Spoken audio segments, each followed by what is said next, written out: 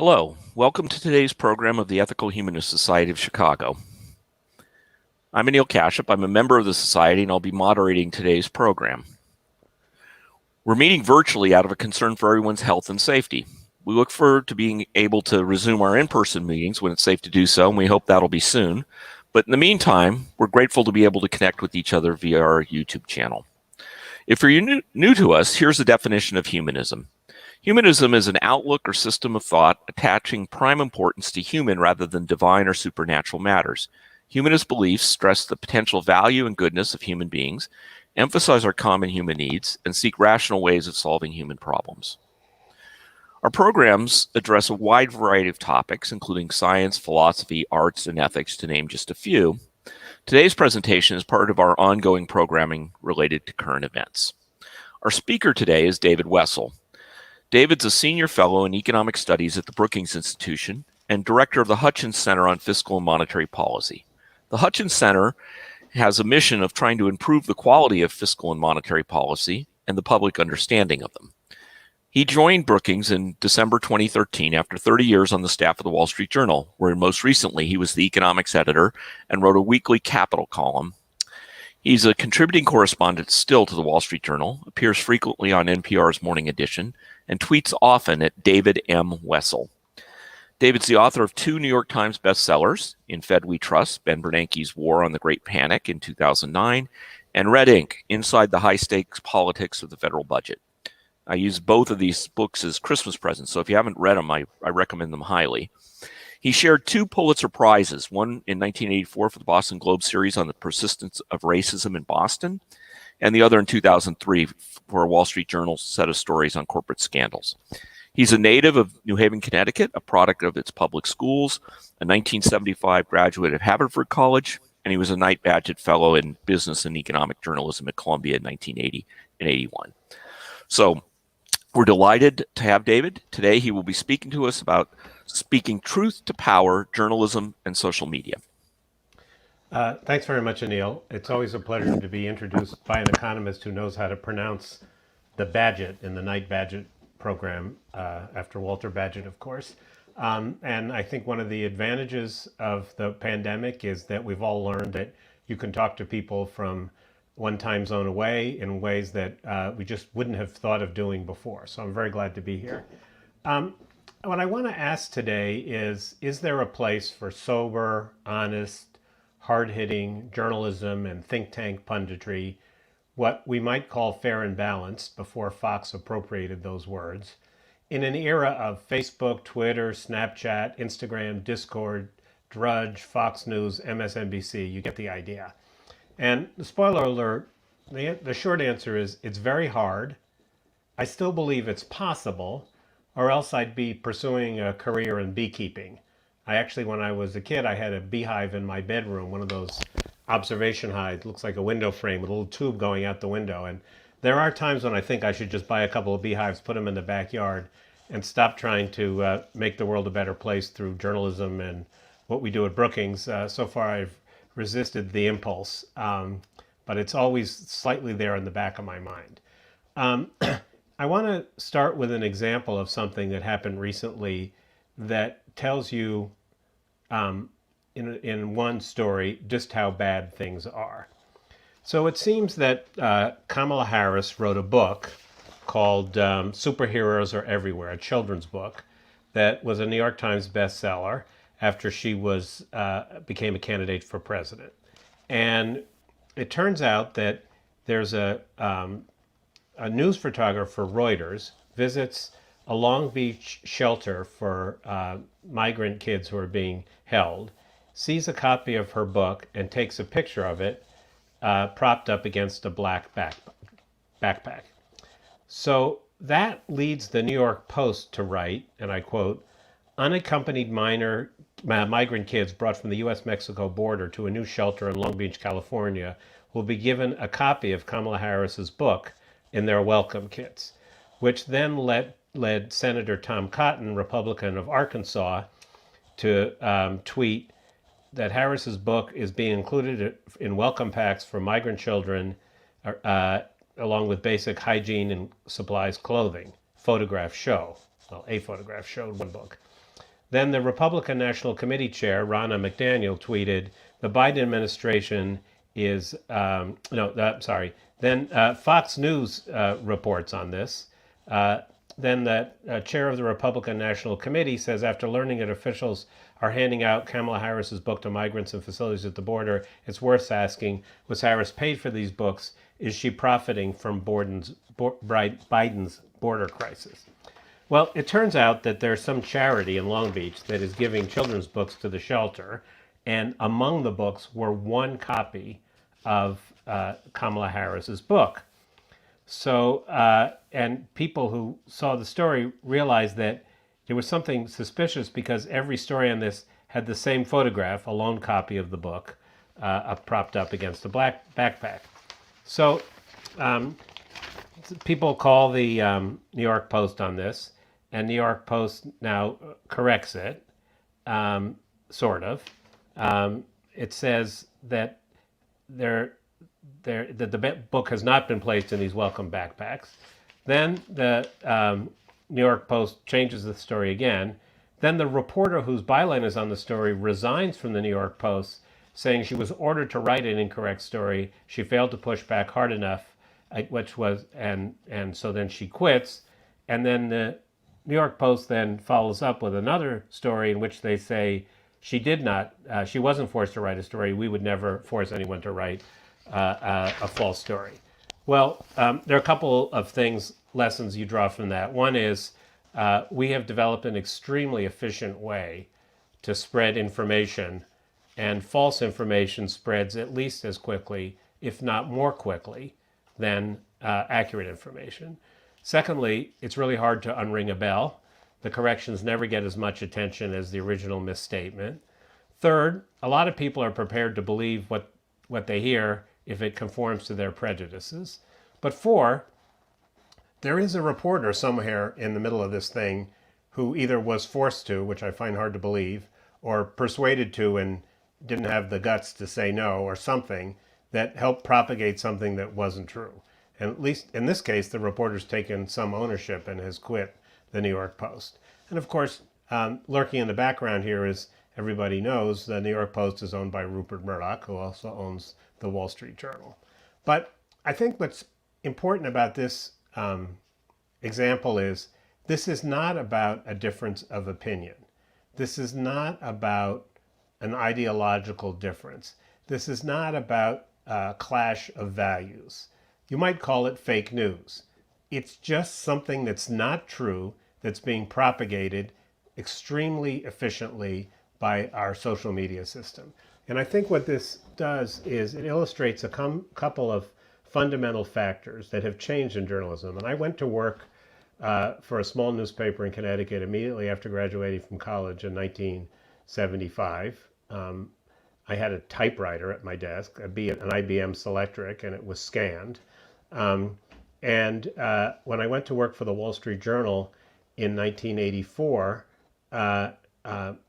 much to my shock, there was actually a typewriter at my desk there, but that had to do with a Luddite managing editor who decided to wait to get computers until the technology settled down. He didn't last very long. But it was a 5-day-a-week paper. We didn't publish on Saturdays and Sundays. We had a wire service, but the wire service was really read only by people who were in the markets, and so it sort of stopped clicking at about 4 p.m. And the idea that you would tweet out something that hadn't been published in the story yet was incomprehensible. We barely had email at that point. So when I think about how different it is now for reporters who have the jobs like I did at the Wall Street Journal, there are a couple of things that come to mind. One is the barriers to entry in journalism have fallen to altogether. Anybody can be a journalist. You can get lots of hits on Twitter. Anybody can have a website. Facebook, the ability to compete with the so-called mainstream media is enormous. That means a lot of noise. It means that the profitability of the mainstream media has been eroded. And that's a factor in all this.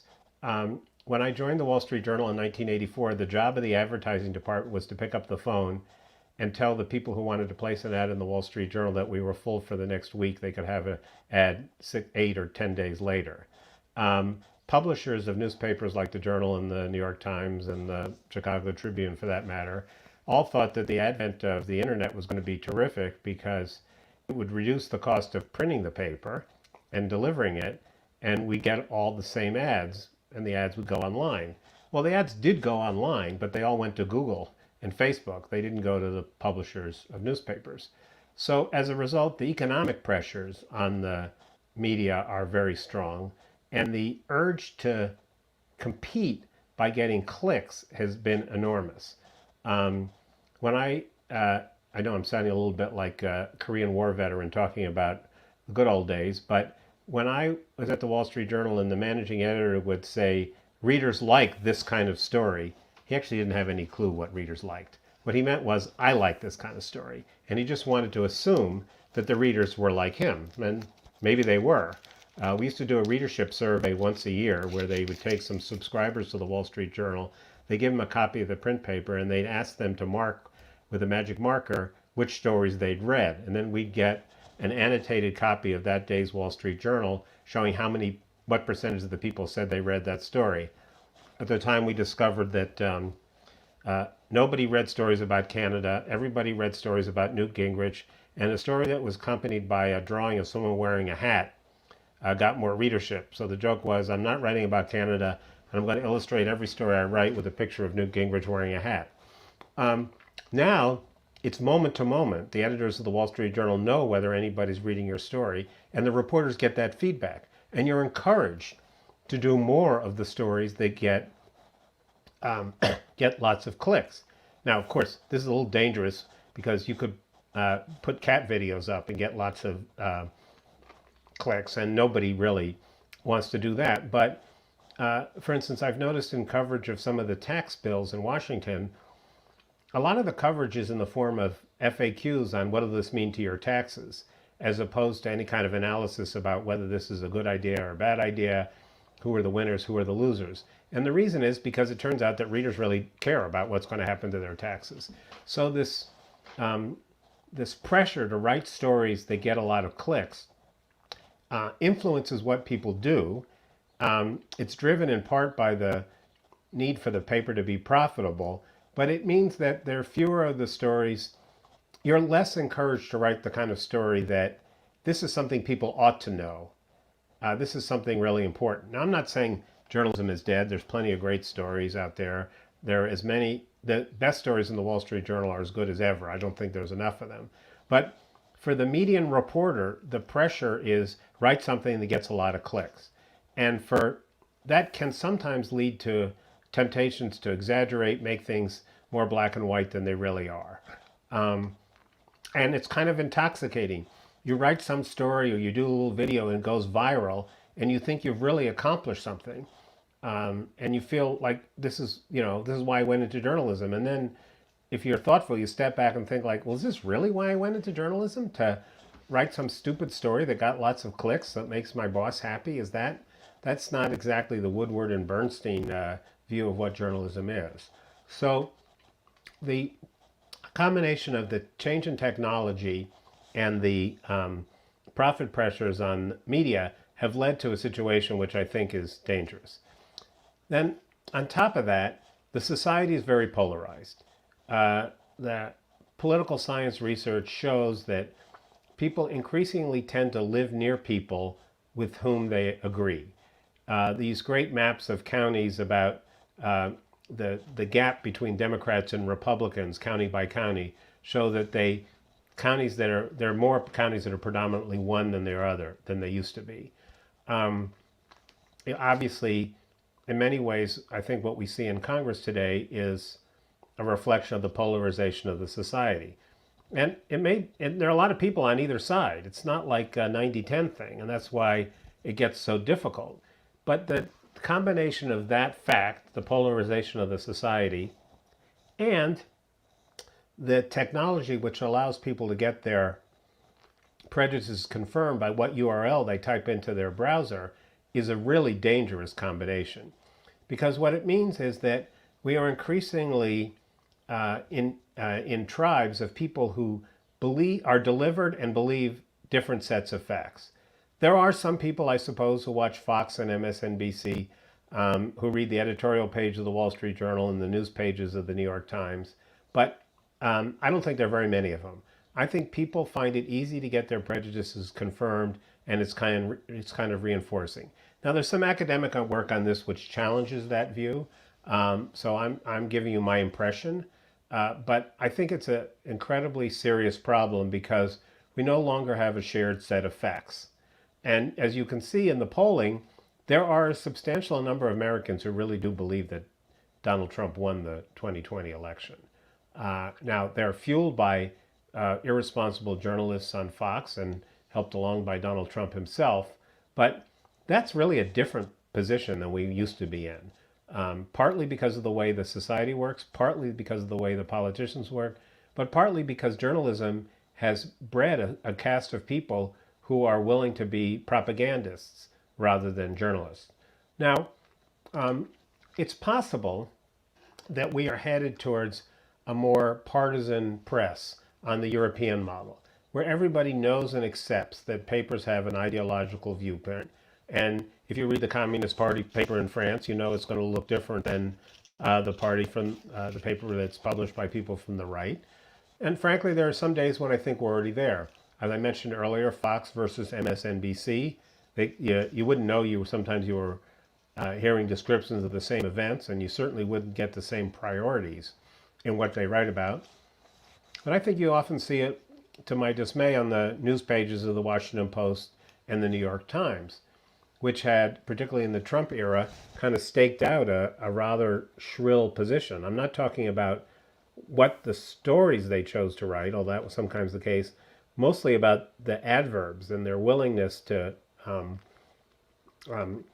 it was very clear when you read the story what the reporter's opinion was, which I grew up in a tradition of journalism where that was not the norm. Where the norm was you were covering a controversy and your goal was to be fair to both sides so no one really knew where you stood.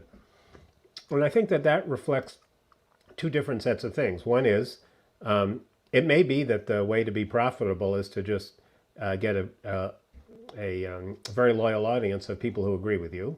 So there's a pressure to, take sides. But I think also there's a different view among young journalists that they're not content to be, as they derogatorily call it, to be stenographers. They want to be, they want to take a stand. And they're not content to shine a flashlight into some dark corner of our society. They want to jump up and down and say, isn't this outrageous? And so the tensions inside the newspapers to be more woke, if you will, are very strong. And that is affecting the way they cover things, not only what they cover. Now, let me be clear. I think there's a huge danger when newspapers get detached from the society and don't have diverse staffs and don't know what's going on because they fall into groupthink. And I'm not advocating that. But there is a kind of concern I have that I always thought that if you went to work for a big newspaper, you were giving up some freedom to be a public advocate. I made no campaign contributions. I went on very few demonstrations while I was a reporter for the Wall Street Journal. And in exchange, I got an incredible platform. So when I saw something that was outrageous and I wrote about it, millions of people read it. It seemed to me like that was a good deal. Some of my younger colleagues aren't willing to make that trade. They want to feel like they are wearing their views on their sleeves. And this became a problem for my former colleagues at the Wall Street Journal. It was hard.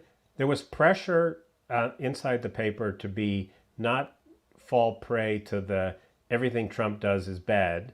That was the tone of some other papers.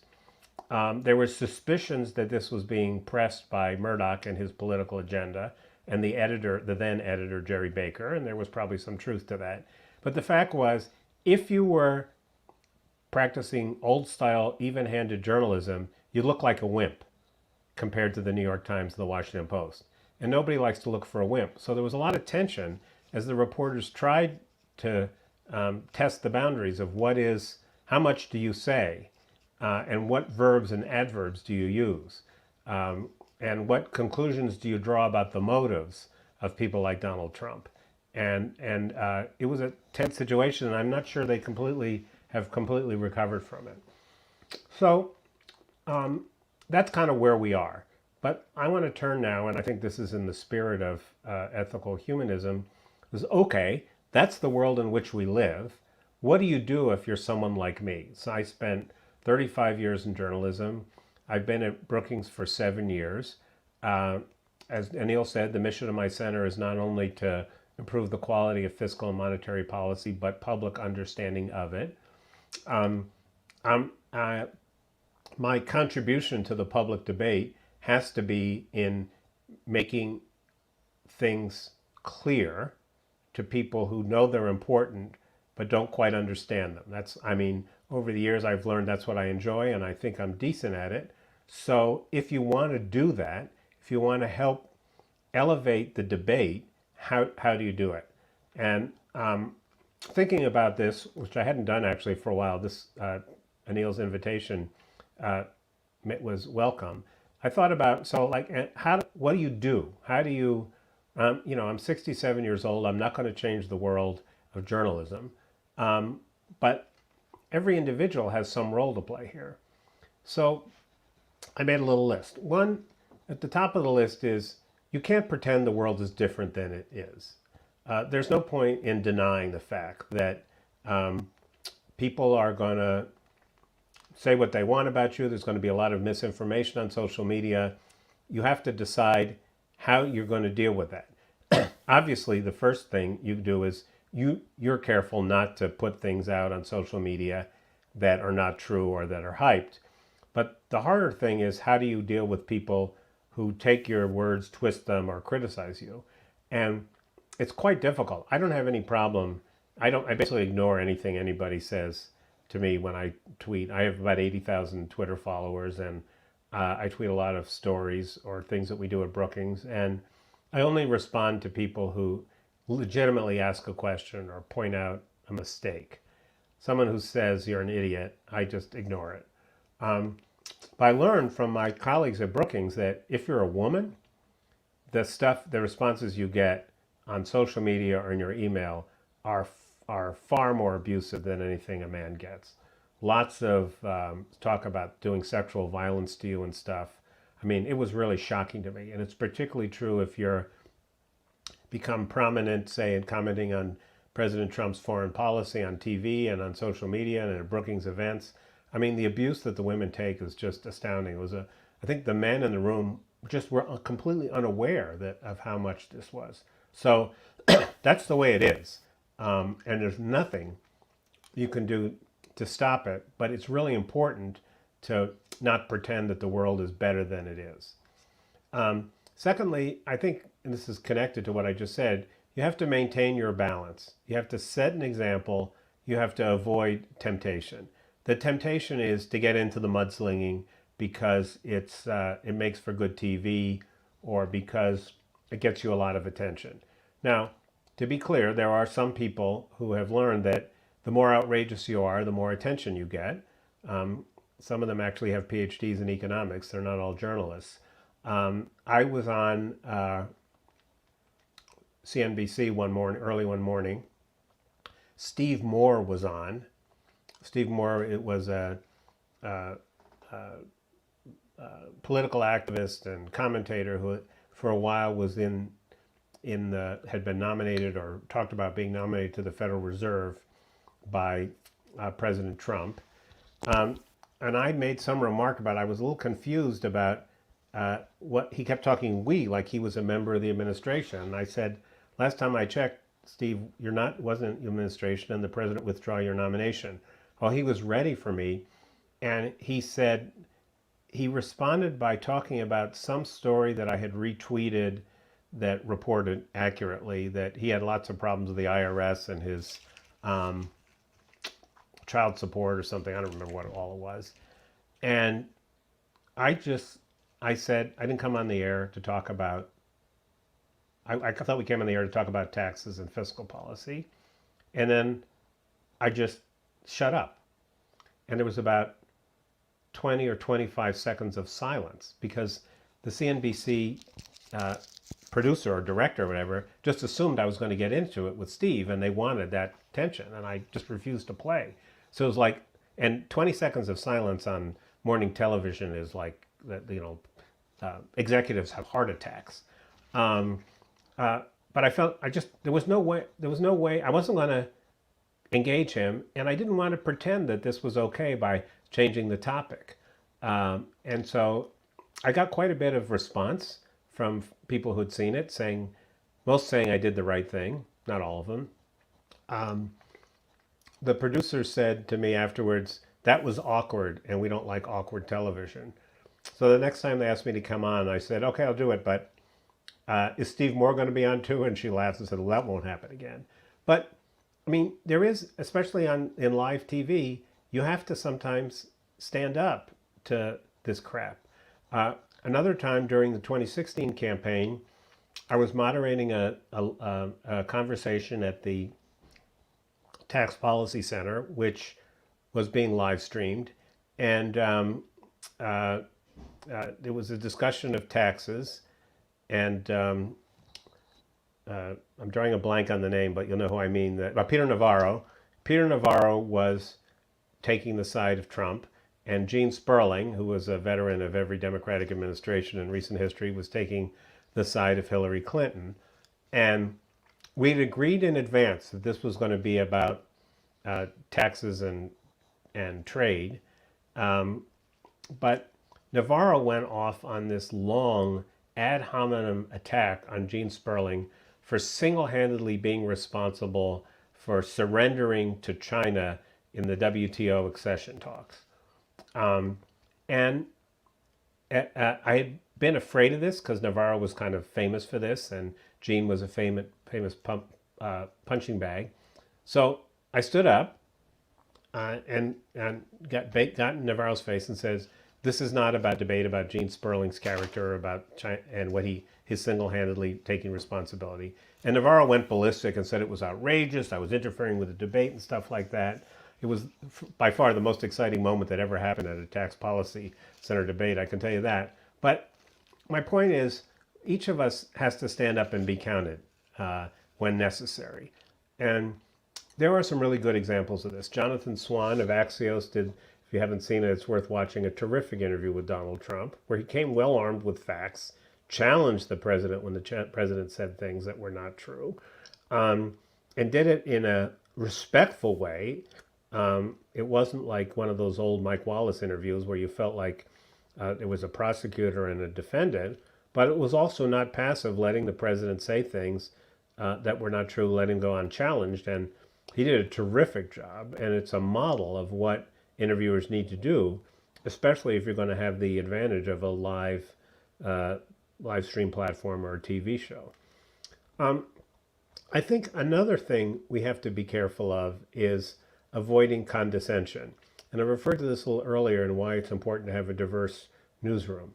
I think there's a temptation in newspapers and other mainstream media, and at places like Brookings for that matter, and I suspect at some universities, to fall prey to the people like us syndrome. Like everybody is like us, thinks like us, and there are a few people who don't, but they're crazy. It is the indictment of the press for not seeing the rise of Donald Trump in 2016 is correct. They really had, partly they had pulled in from their bureaus, the national papers, but partly they just weren't spending a lot of time talking to the kind of people who were attracted to Donald Trump. They couldn't believe it was true. I often suggest that if you read the New York Times, you'd think that 90% of people who go to college go to the Ivy League schools or one of the big state schools like Berkeley or Wisconsin. Well, in fact, far more people are at community colleges than are at those four-year schools. But you never know that from reading the paper. The issue of covering immigrant communities when you have people who don't speak the language and so forth. So I think newspapers have learned something about this. I think they're trying. They're self-aware. I'm not sure they've succeeded yet, but it's really important.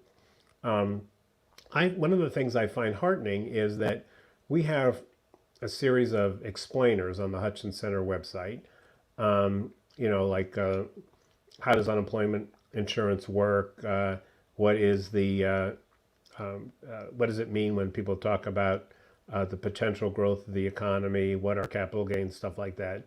Pretty elementary explainers meant to combine the best of what you get in a textbook with relevance of what you're reading in the newspaper today. And they get consistently lots of readers, even months and years after we originally post them. So I believe that there is a demand. It may not be the bulk of Americans, but there is a demand for people who can you just explain this to me?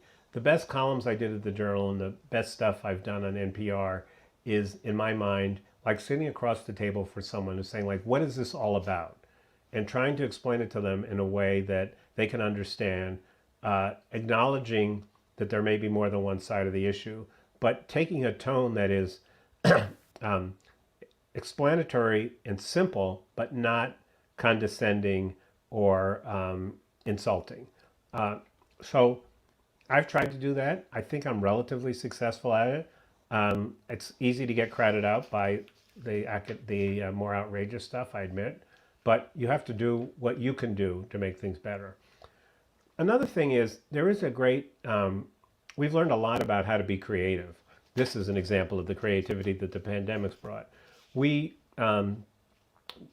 referred to a book I did on the federal budget, which I like to describe as a book on the federal budget for people who know it's important but have never read to the end of a single Wall Street Journal story on the subject. We built a computer game called The Fiscal Ship on the federal budget. It's different than some of the spreadsheety games you see from deficit hawks, in that we make you decide first what are your goals for government. Some left, some right, fight climate change, bolster the national defense, shrink government, reduce inequality, whatever. And you win the game, if you will, by picking policies that both stabilize the federal debt at current levels and realize your goals. And this game has been played about 600,000 times. And we have played it with groups of mainly college kids. And it's been very rewarding to stand behind college kids, or we did it with some congressional staff as well, and listen to their conversation and see them get the point you were trying to make. Like, I cut everything I don't like and I didn't move the needle at all. Or, wow, if you eliminate all foreign aid, you don't save much money. Or if you're willing to raise taxes, like impose a carbon tax, you have a lot of revenue to play with to do more things.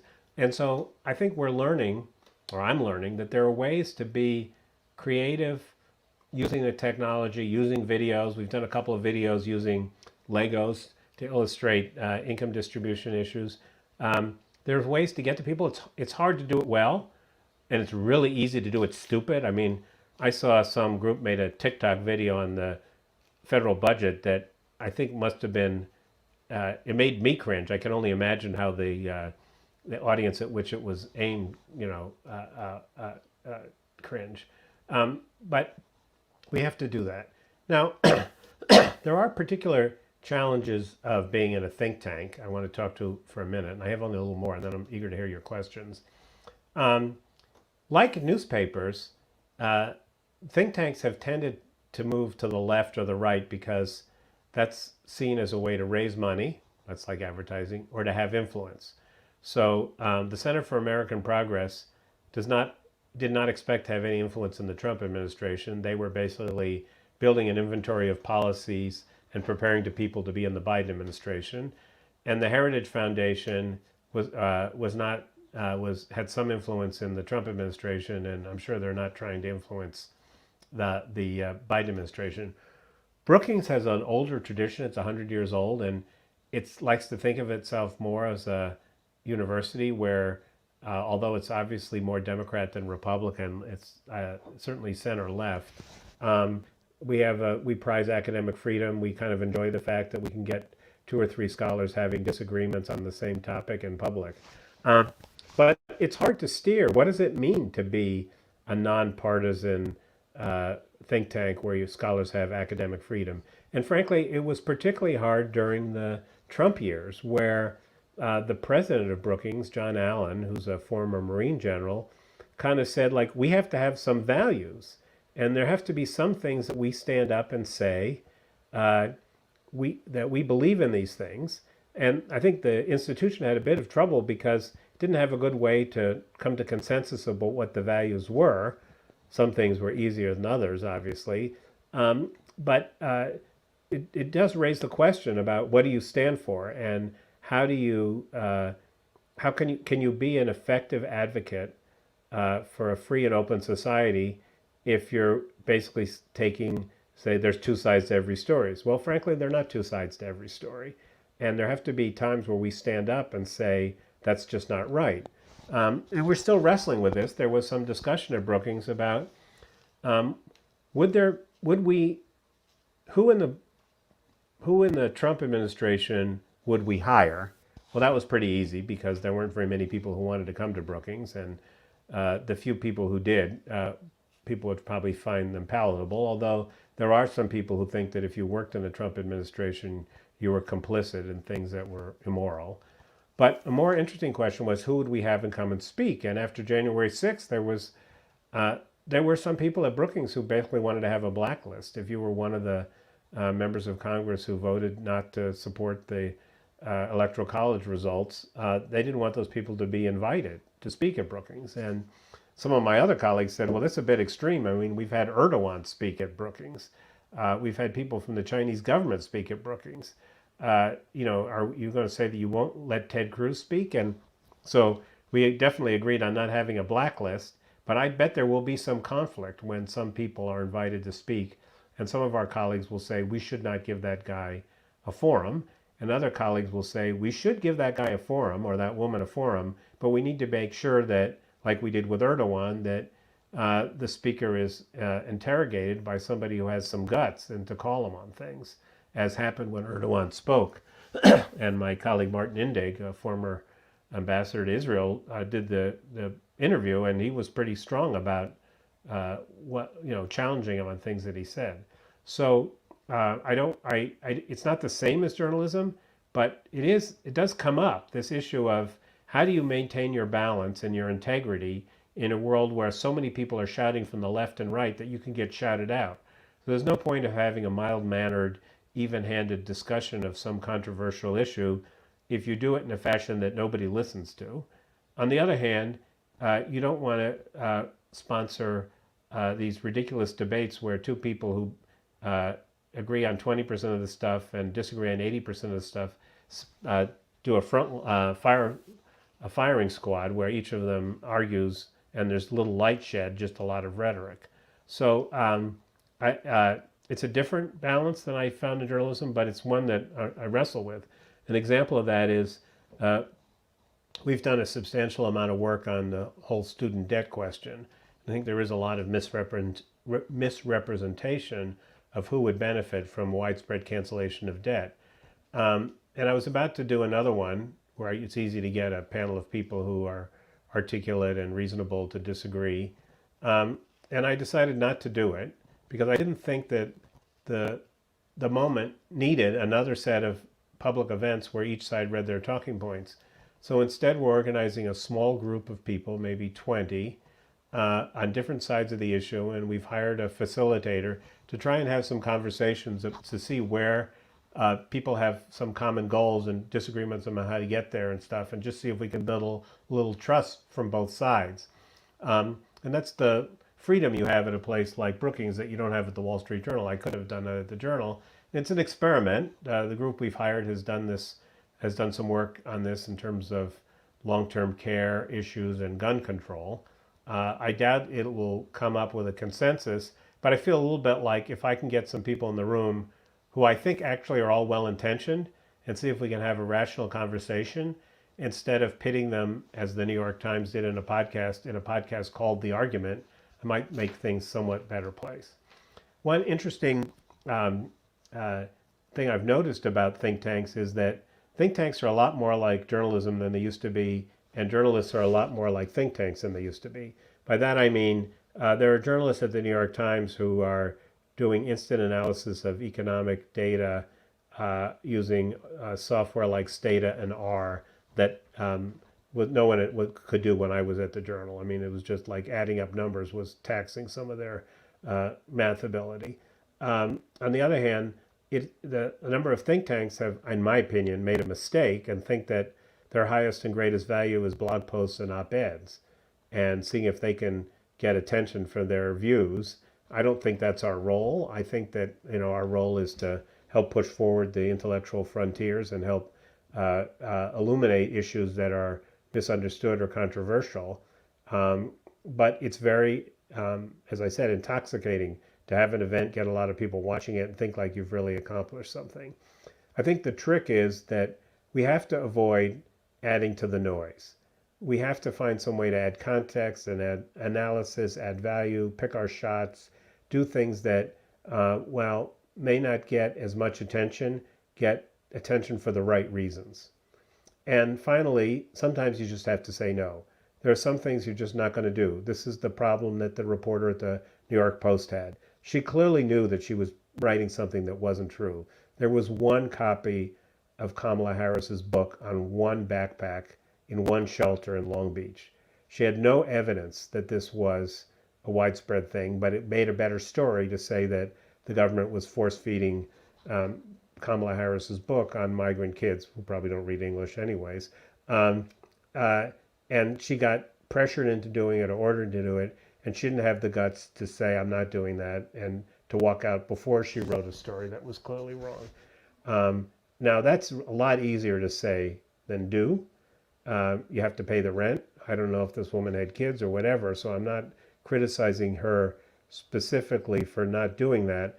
I am saying that in any of these jobs, you have to have some red line that you just refuse to cross, even if it means losing your job or suffering from a promotion. And people who don't have that kind of moral compass or moral fiber, I really think shouldn't be in this profession. When I was at the Journal, we used to say that every reporter was the last line of defense between the truth and the readers.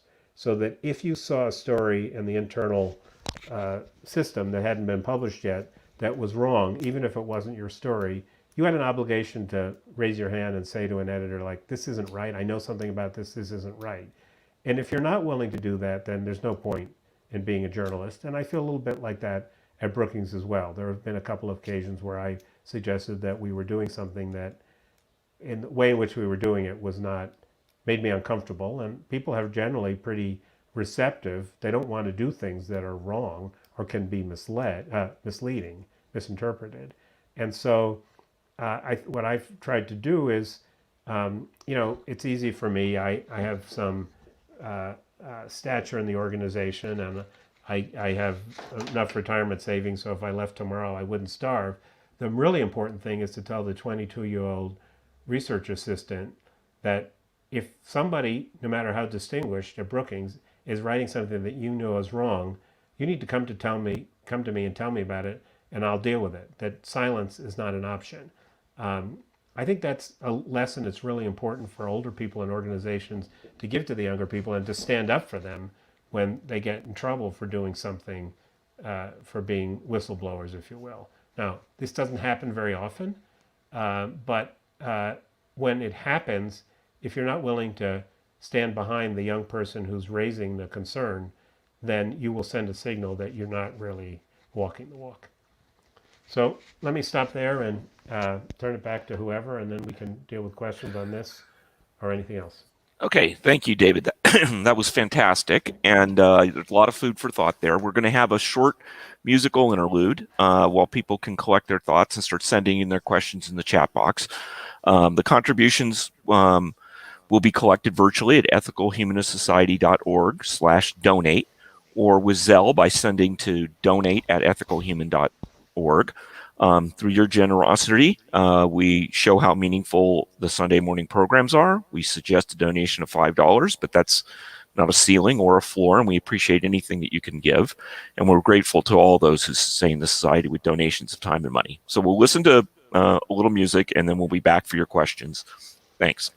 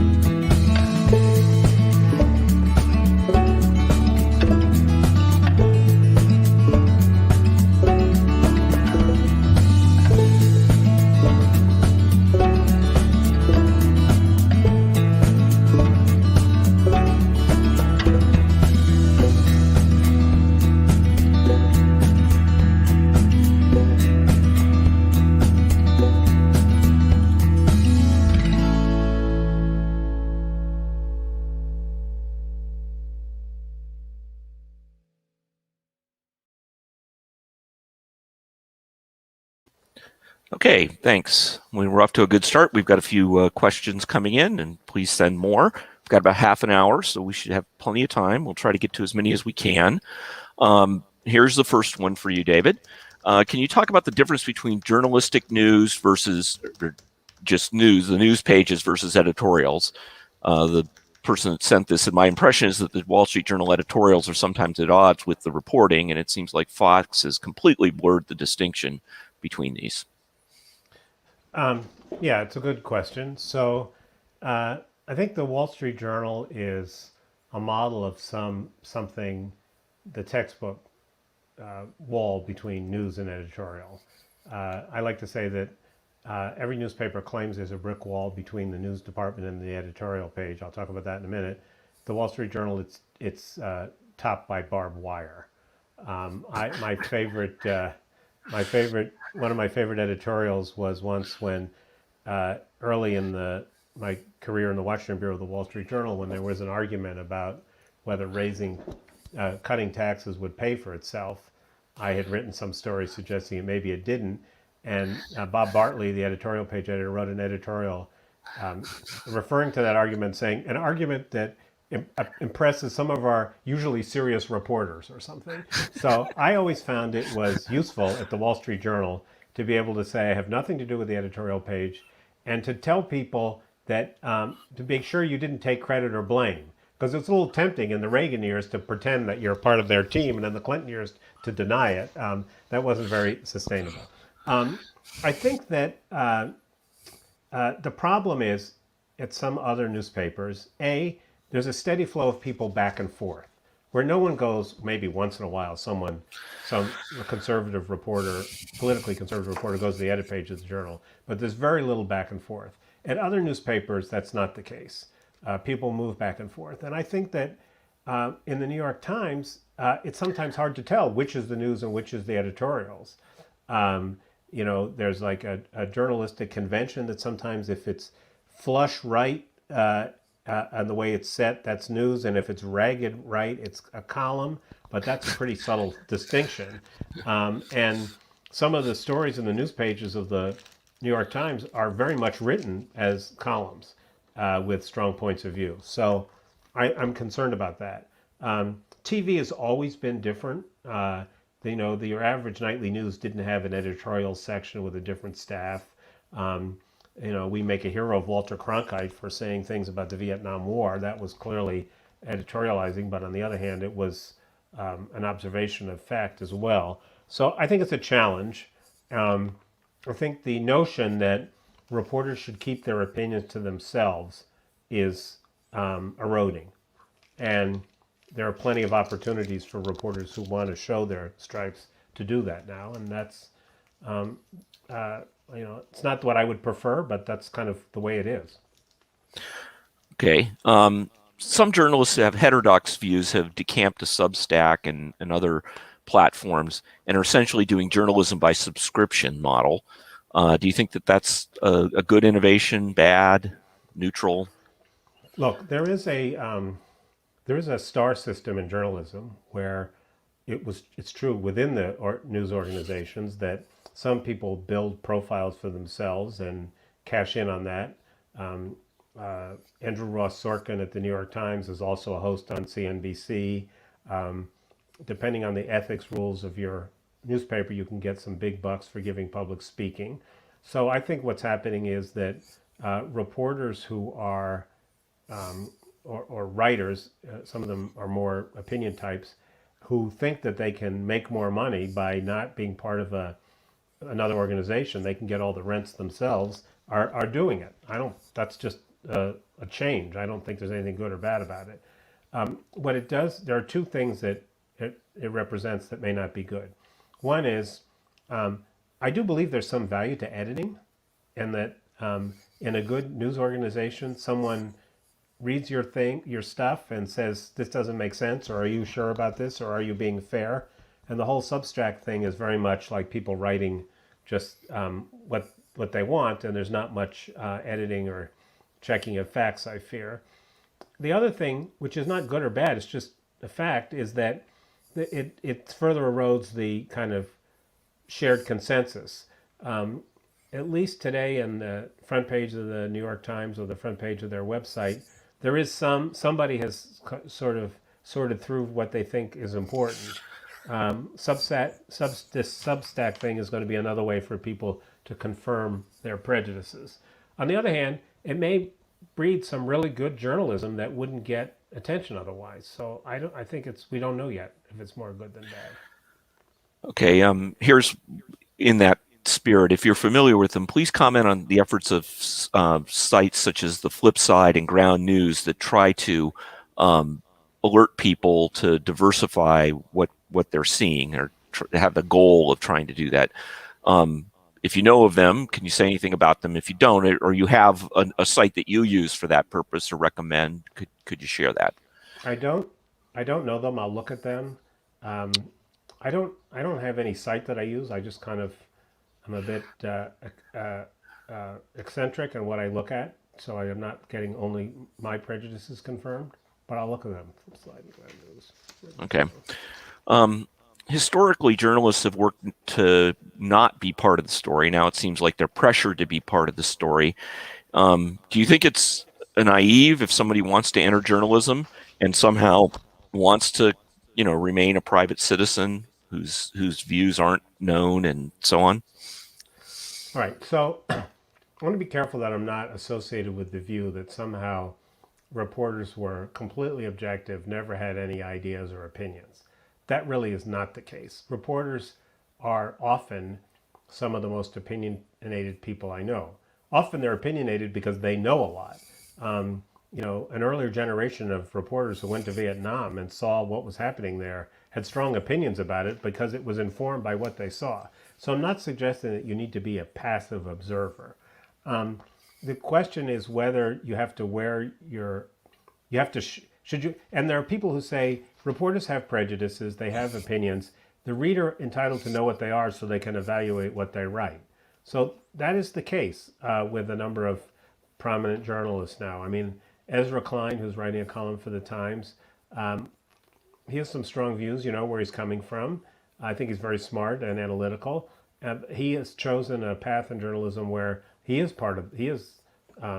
not the anonymous scribe. Do I think there's a role for the other kind of, the old-fashioned kind of journalism? Well, absolutely. I mean, people are writing about, investigative reporters at sites like ProPublica or elsewhere are writing stories about, exposing things that we wouldn't otherwise know about, without feeling that they need to make Donald Trump part of the story or something. So I think that there is a role. They're just different strains of journalism, and good journalism is about finding out things that people didn't otherwise know and presenting them in a way that they can understand them with the full context. And there's still plenty of opportunity for that. And one of the advantages of all this explosion of other sites is that there are more and more ways to do that. You don't have to get hired by a big paper, which is a good thing since most of them are not hiring anyways. Okay, you said at the Journal you never sent campaign donations. Do you think that that's a bright line that everyone should have to follow? I mean, is it do we think that journalists can't have personal views outside of work? And I mean, we let teachers believe what they want, but assume that they can teach accurately. Well, I don't know, this is my personal choice. I thought it was awkward to be covering politicians in Washington where it would become public record that you had contributed to their campaign or that of their opponent. So I didn't make any campaign contributions. I live in the District of Columbia. In the District of Columbia, if you want to have any voice in local affairs, you have to register as a Democrat. I mean, there's like 2 Republicans who live in the district, so I'm registered as a Democrat. Len Downey, who was editor of the Washington Post, refused to vote while he was the editor. I thought that was absurd. So I don't think it's a question of not having opinions and taking stands. I think it's a question of not doing it in a public fashion that will lead people to question your objectivity in writing about things. The famous example is Linda Greenhouse, who was covering the Supreme Court and walked in a pro-choice demonstration. I think that was inappropriate. But I wouldn't. There were lots of protests around things like George Floyd. I wasn't a journalist at the time, but covering economic policy in Washington, I don't think it would have compromised me to go to some vigil about Black Lives Matter. So I think you have to decide. But when you're covering something, I think it's a reasonable decision to make that you're not going to be public about your views. Let me just follow up with a question of my own on ethical things. What do you think about journalists that sometimes trade access for maybe silence on certain things? So certainly Bob Woodward has made a career out of writing books that others couldn't write, that he gets this access. How do you feel that should be judged? I think it's hard to have a bright line. I think it's dangerous to care so much about having access that you pull your punches. Woodward seems to me to be more like he stores up stuff, and he seems to be, whether consciously or unconsciously, the people who cooperate with him always look better in the books than the people who didn't. That seems to me a rather strange way to write history. As you know, Anil, I wrote a book on the Fed during the financial crisis. I spent substantial time during the financial crisis in real time, much of it on leave from the Journal, with Ben Bernanke and others. I don't feel like I compromised myself for the Wall Street Journal by waiting until I wrote the book. Where we get in trouble is people who are afraid that they'll get cut off by the Wall Street Journal or the Treasury or the Fed if they say the emperor has no clothes. And I think that's dangerous. I don't believe that if you get cut out because you wrote a story that was true, it's like it should be a badge of honor. And if you're not willing to, if your sources don't understand that your job is to write what you see as the truth and hold up a mirror to them, even if they don't like what they see, well then you're probably in the wrong business. Okay. But it's a slippery slope, It's fun to be invited to the White House 4th of July party, and it's fun to get a chance to ride on Air Force One or to go to Alan Greenspan's 4th of July fireworks thing on the roof of the Fed. And people tend to get sucked into that. Yeah. Here's kind of a related question.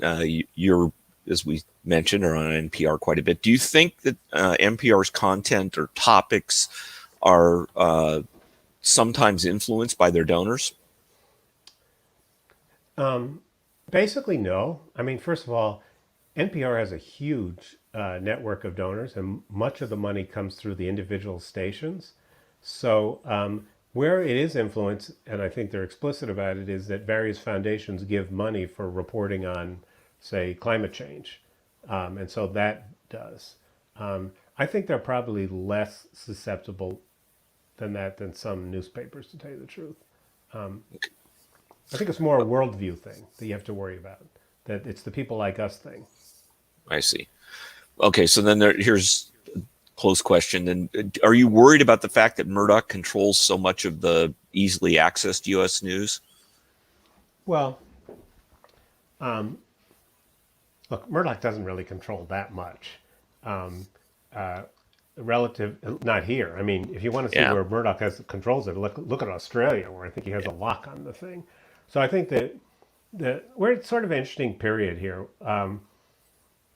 It's kind of remarkable how many big news organizations are owned by billionaires, some of whom seem to have an agenda and some of whom seem to literally be public spirited. I think that in general, even people who hate Jeff Bezos think he's done a good job at the Washington Post. People are always going to be suspicious of Rupert Murdoch, and for good reason. I think he's probably less ideological than people realize.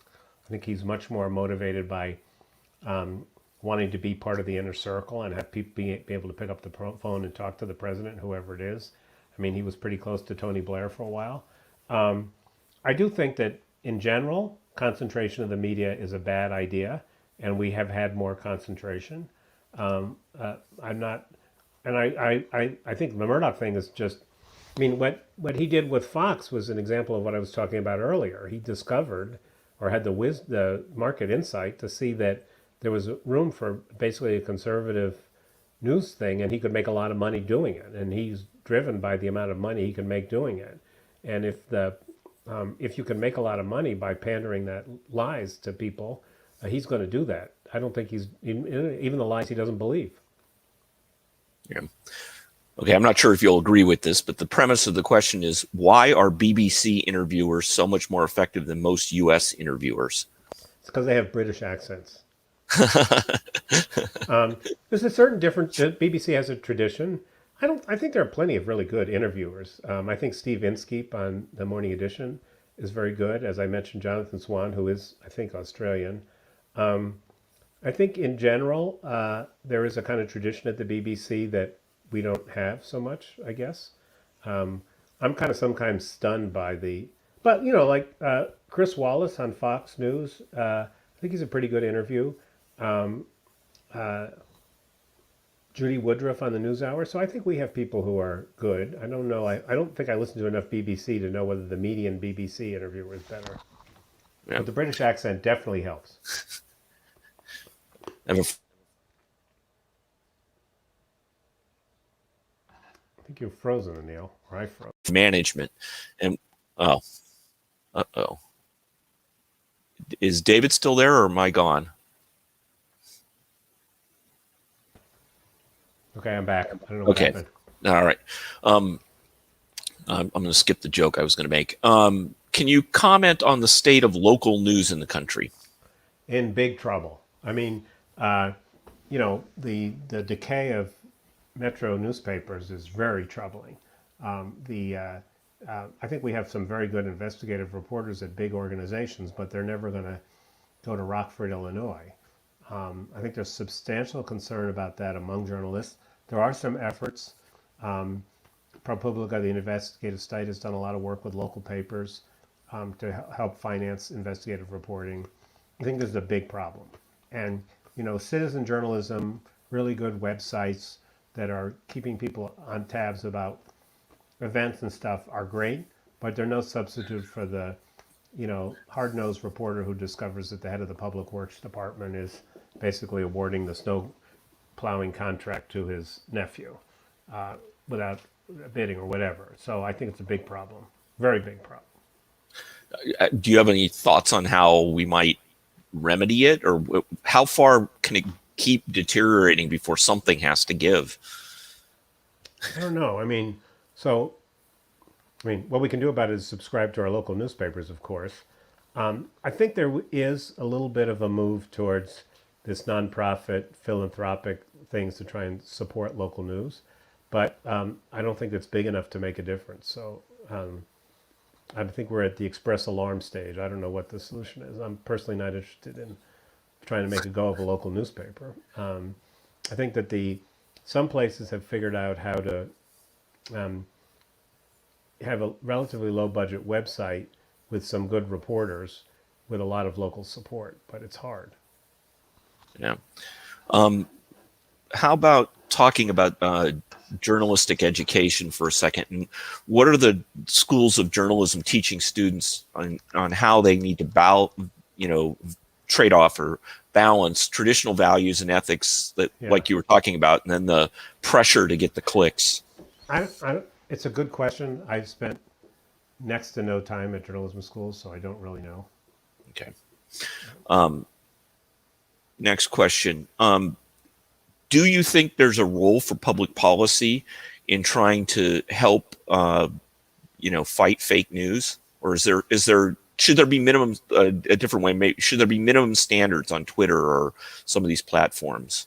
Well, I think there are some projects under something called the News Literacy Project, which works with educators and journalists to help students distinguish fact from fiction and know what to trust. So I think things like that are useful, maybe a bit Sisyphean, but they're worth doing. So that part of it is helping to educate young people that not everything you read online is true and so forth. I don't know the whole issue of how what is the responsibility of Twitter and Facebook, and how much of that should be government mandated, how much they do themselves, is something I've thought about, but I haven't come to conclusions. I mean, it's pretty easy to state the premise that we need a different paradigm. They can't say, the problem is that they choose not to take or they're legally allowed not to take the same responsibilities that WSJ.com or WashingtonPost.com have to take for the content they put on their site. They're just a platform. Well, that sounded great in the beginning, but now that they're so big and have so much influence, it doesn't seem very great. On the other hand, do we really want the government to tell them what to do? Is that going to work? And you can see how much difficulty they're having internally in trying to figure out what's the right thing to do. How do you strike the right balance? So I think it's one we're wrestling with. This is in the category of things we can't deny. It's not going to go away. The fact is you can spread a lot of misinformation on Facebook and Twitter, and people do, and apparently the Russians do as well. So we have to figure out some way to deal with it. But I don't think we found the right balance yet. Okay, here's a local question. I don't know if you've been following the saga of the Tribune and how much trouble they have getting someone to buy them. Right. Do you have? I mean, look, like any journalist or former journalist, we're rooting for almost anybody besides Alden to buy these papers. I used to work for the Hartford Courant a long time ago, and they're part of that Chicago Tribune chain. I think there was like a lot of hope that this guy Bynum from Baltimore, who made a lot of money in the hotel business, had found a rich guy in Wyoming or something to finance a counterbid. That seems to have fallen apart. So I think that this goes to what I said earlier. So, in Boston, the guy who owns the Red Sox bought the Boston Globe. The New York Times has a very loyal family, but they also have, at key moments, a lot of money from Carlos Slim, the Mexican telecom guy. The LA Times is owned by this guy whose name I forgot, who's a biotech thing. So there is basically, I think that in Baltimore, there really have been a couple of attempts to find some nonprofit that will buy the Baltimore Sun and revive it. So I think that I'm hoping these things succeed. There's a joke that what's the most important thing in getting hired these days in a modern American newspaper? Choose your billionaire wisely. And there is some anxiety at the Wall Street Journal. I mean, Murdoch, for all his sins, way overpaid for the Dow Jones. He wrote off half the $5 billion he spent. Had invested in the paper at times when I think the previous owners probably wouldn't have. And there's quite a bit of concern about what happens when he dies. He thinks he'll never die. Most of us think that's a bit foolish.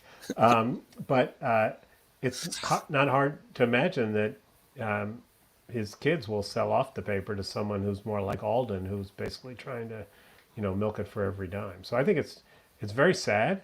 I do think that there is this there are communities that say we don't want this to happen. The question is, do they happen to have a few $100 million to invest in something that's probably never going to make much of a return?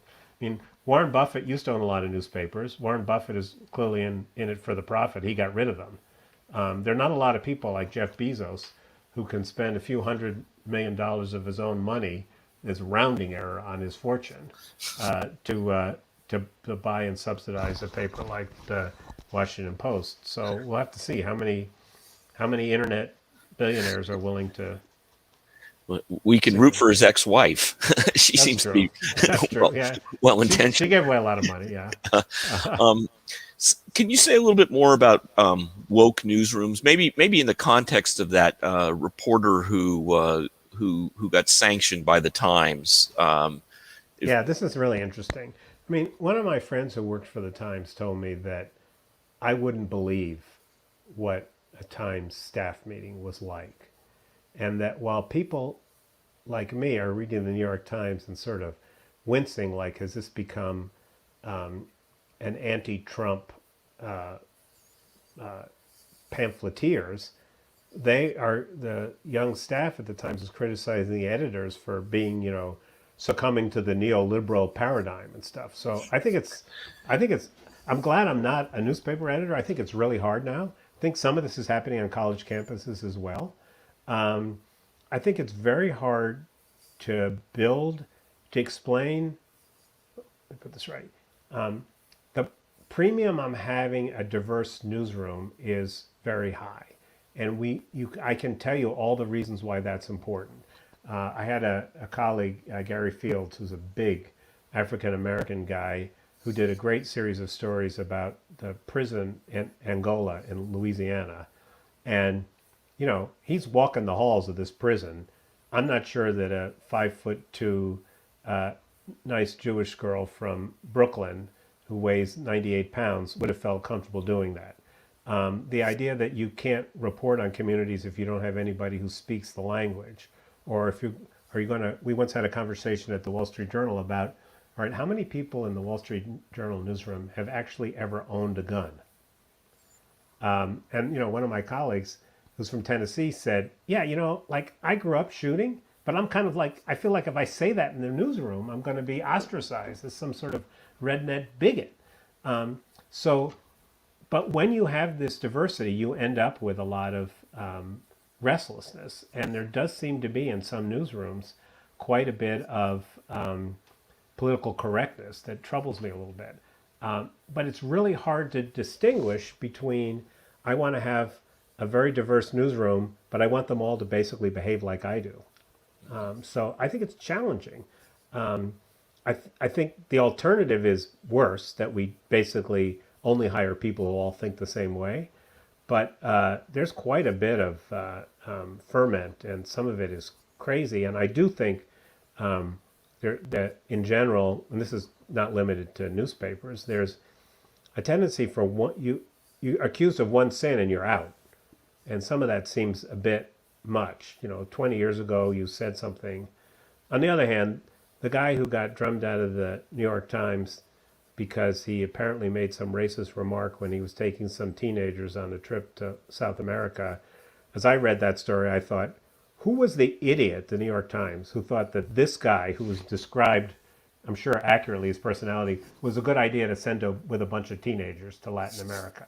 And there is a problem also, as newspapers diversify into things like conferences and trips and podcasts and stuff, we're learning that you have to be really careful that you have one set of standards for what appears on print and on the website, and then something completely different on the podcast. And so that's this goes a little bit to what I said earlier. You have to accept, if you're a reporter these days, that anything you say or do can and will be held against you. So be careful what you say and do. But the woke newsroom thing, I think it's a huge management issue, and I'm glad I don't have to deal with it. Okay, so let's go. Maybe this is going to be our last question. Let's go in the other direction. Any advice for a person who basically doesn't want to watch anything from Fox, or who rejects Trumpism categorically? Well, if you don't want to watch anything from Fox, don't watch Fox. That's easy. I would argue that you be careful about saying that I reject Trumpism categorically. The way I look at it is like, I'm personally not interested in hearing any more from Donald Trump. And whether it's legit or not, I'm glad he's not on Twitter. And I'm glad he's not on TV very much. Although I do seem to I was on some White House press release list, and now interspersed with my press releases from the Biden White House, I get these things from the 45th president, these kind of tweet-like press releases from Trump, which I confess I read. But where I think we should be careful is there are a lot of people who were motivated by Trump, and he spoke to their concerns. And I think it's any well-informed person ought to be thinking about what is it that drove them to Trump, and to overlook all his obnoxious personal flaws, but that he was speaking to some concerns they had. Now, I want to be clear. If they're a bunch of racists, I don't really care.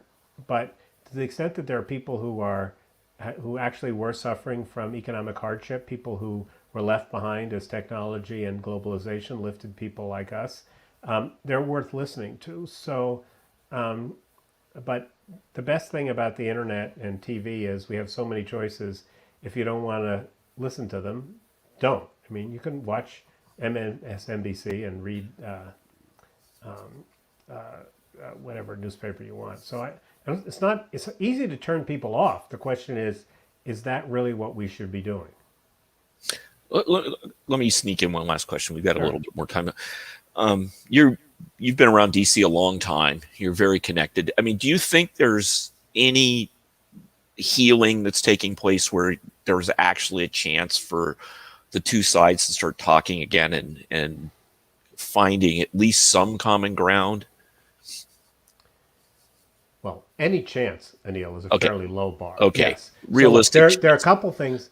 There are a couple things that are going on that where there seem to be some seeds. One is there are some conversations going on about what should the federal policy be towards police, where there are some strong views, but there also is some sense that doing nothing would be bad.